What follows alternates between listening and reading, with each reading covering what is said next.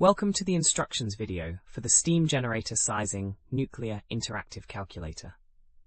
This tool helps nuclear engineers design and size steam generators for pressurized water reactor applications by calculating heat transfer areas, tube configurations, and thermal performance parameters based on your specific plant requirements.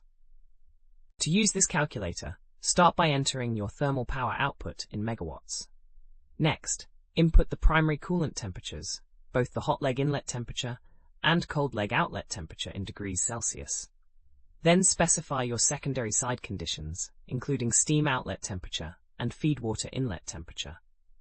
Enter tube specifications, such as outer diameter, wall thickness, and tube length. Select your tube material to apply the correct thermal conductivity.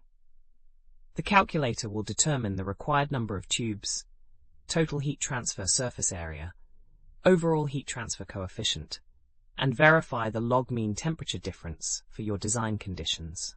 We have thousands of other free engineering calculators on our website.